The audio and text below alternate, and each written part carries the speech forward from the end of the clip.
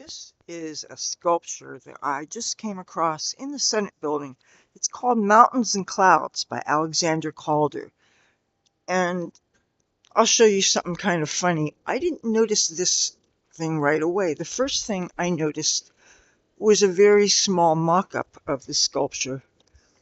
That is that thing in the display case over there. And I found myself attracted to it. And I was taking pictures all around this little thing that I'm about to show you. And after I had taken pictures of all sides, I happened to realize that, oh my goodness, there is this very large edifice before me. So, as you will see, it is very tall.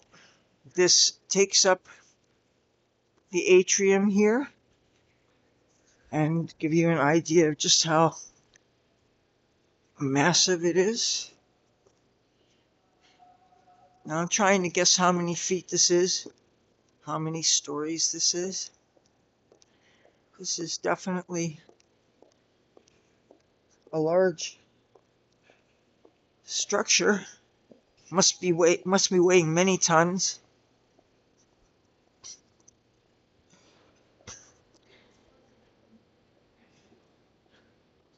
One of the things somebody pointed out to me a couple of minutes ago is during the construction of all these monuments in Washington, D.C., they were heavily influenced by the ancient Egyptians. And they did things like lining up the Washington Monument with the Capitol, kind of almost like they line up Stonehenge with the pyramids in Giza.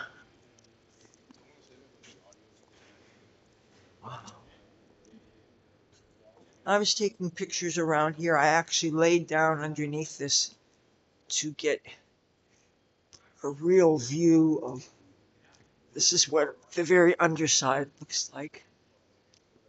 Isn't this impressive?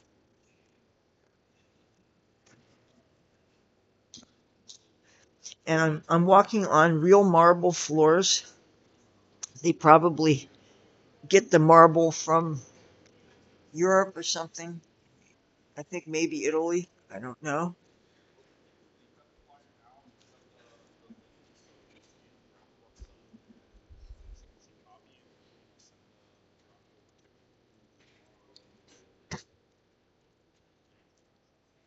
While I show you this big thing, let me show you about this statue. It shows that they have to use, men have to get up on scaffolding and they have to go way above it in order to safely clean this.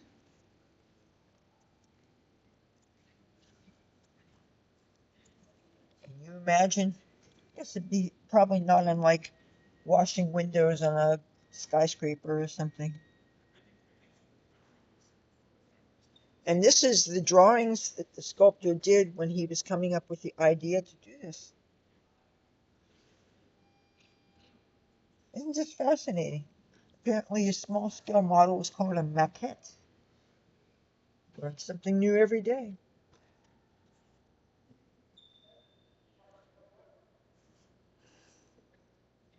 This is just one of many motivations to come to Washington, D.C. If you like architecture, if you like sculptures, if you like art, if you are excited about being in something that's federal, if you're excited about America, why wouldn't you love Washington, D.C.?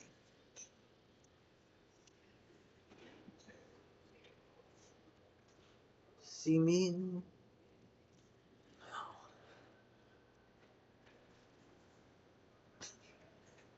This is... Oh, and the man passed away on our bicentennial. But they said it was designed in 1976. It was completed in 1986. So what ended up happening is the man did not survive to see his own thing completed. Wait a minute. Whoa, wait a minute. Now I'm confused. If he's a sculptor and he made this and yet it was finished after he died, what is that telling you? That he only made the mock-up, but that some other people actually did this construction, since he didn't survive to see this finished work. You know, see, this is what happens when you do the math. Design 1976, completed 1986. So I wouldn't have been able to see this when I did my high school class trip, or, well, anyway, I didn't go to any of the federal things when I went on my class trip. I actually had a Washington D.C. map, and I actually went to the National Arboretum instead. You know, if kids try doing that now, people would be all up in arms, because they would be freaking out about missing kids and stuff.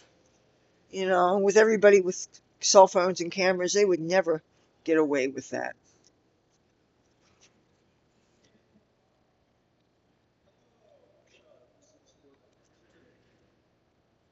Okay, now one thing I'm noticing here is this shows aluminum clouds, and yet I don't see any clouds above this.